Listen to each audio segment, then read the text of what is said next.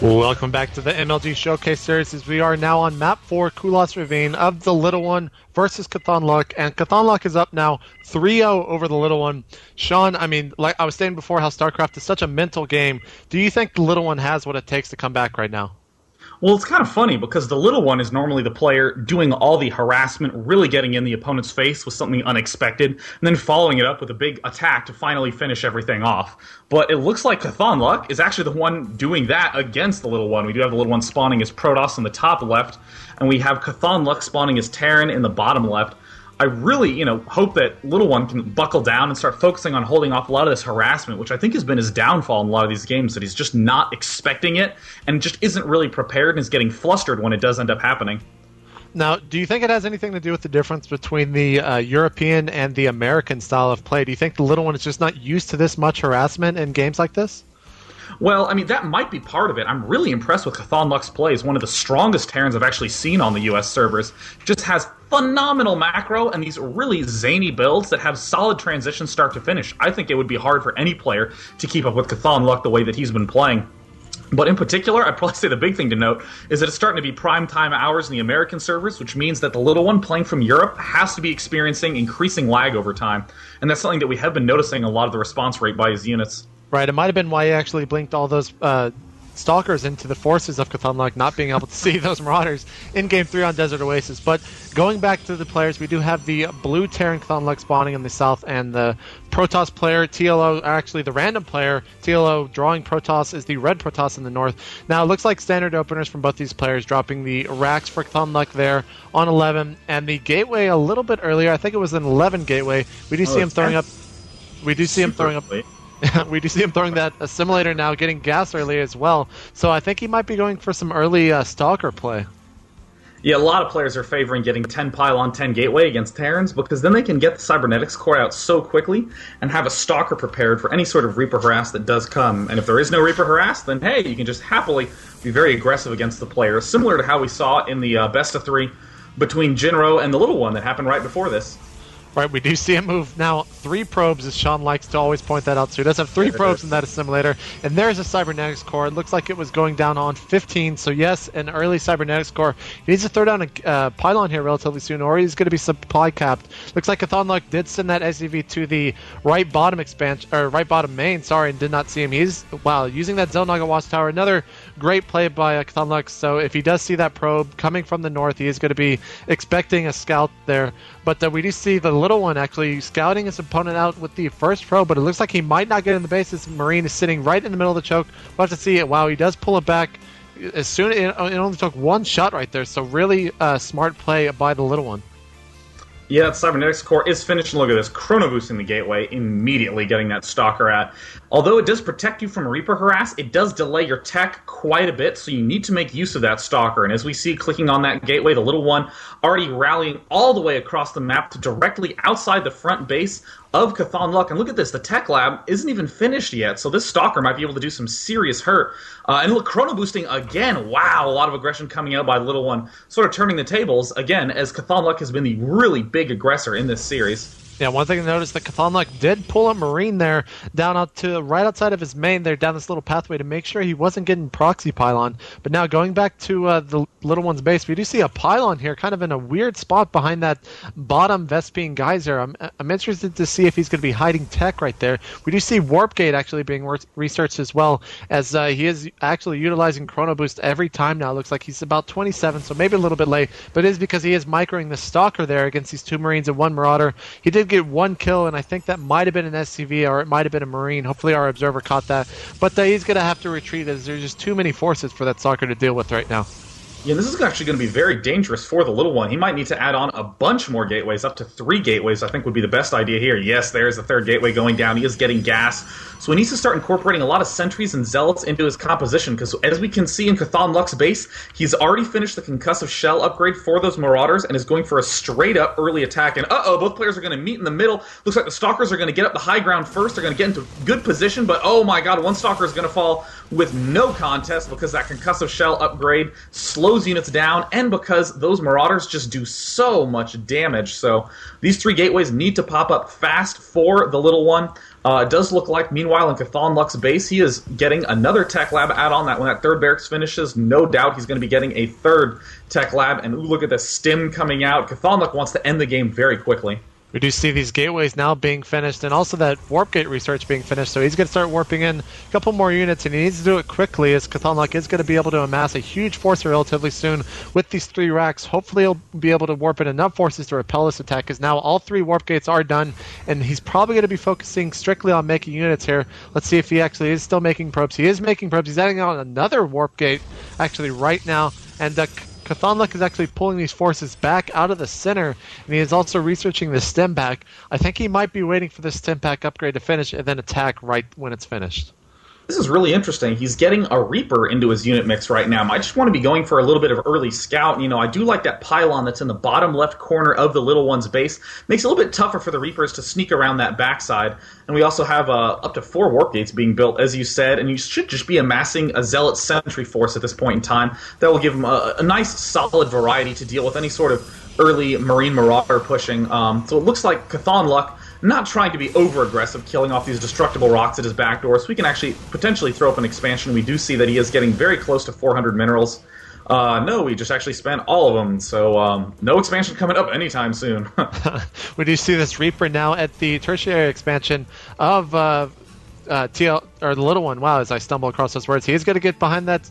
He's actually going to be able, I thought he was going to be able to hit that assimilator, but no, he gets stuck by that pylon. Wow, that's actually pretty impressive there, but it looks like it doesn't even matter as he's trying to kill these pylons, but the little one pulls it out and actually warps in 1 stalker. Some really, really great play there by the little one, not losing 1 probe to that Reaper harass him. Now we see the little one actually moving across the map, thinking that his opponent does not have too many forces, but it'll be interesting to see here what happens is it's actually pretty even forces. Oh my god, he needs to be so careful. He's leading in with the Stalkers, needs to be very careful about that. He needs to cut these units in half with a force field, blocking them. Oh, the Zealots are able to get right up in there. More force fields going down. Everything's blocked. Oh my god, these Marauders are taking serious damage, but there's just so many of them. These sentries need to do a ton of damage, but they're not quite able to by bringing in all those SCVs. Looks like he was able to barely hold off, and this may have ended up hurting him way more than it helped him. Fortunately, a lot of those Marauders are at ultra low health, though the little one isn't quite out of the running yet. Yeah, he does actually have a pylon right outside of Cauthon Luck's base, but he opted to warp in 4 Zealots with that and then just move out immediately because he did get destroyed there in that early attack, or that early push rather. And now we do see Cauthon Luck moving out.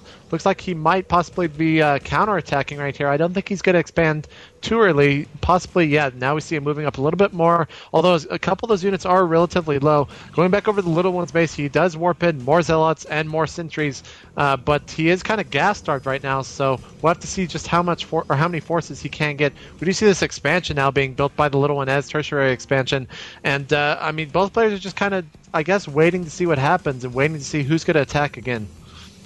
Yeah, I mean, Cauthon Luck already in a better position. He does have this command center slowly building up. The little one really needs to be able to do some serious damage very quickly here. He's getting a lot of Zealots and Sentries. That's going to be very helpful when dealing with those Marauders, but actually his army is quite big at this point in time. Oh, look at this Reaper trying to sneak in there, do a little bit more damage. It does end up seeing this big force coming up, so I think this should actually be a signal for the little one to start killing off these destructible rocks at the back of his base. At the very least, it starts opening himself up for another expansion.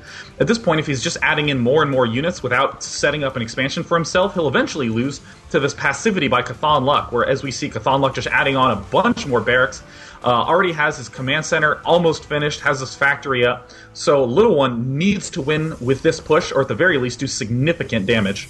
Yeah, we'll have to see just how this next fight ends up going and who it goes in the favor of. We do see him getting that reactor down on the factory. It looks like he is going to be spawning, or building, not spawning, that starport and probably switching them out to get the medevacs, but they're going to be a little bit too late there as we do see a huge force now from the Little One about to attack on Cauthon Luck's base, and we see the unit forces of Cauthon Luck being split up there. It looks like he's using... it's one control group, but now we see the little one, and he's going to lose that first. Oh, maybe not. Cauthon Luck does pull back, but now he's going back in.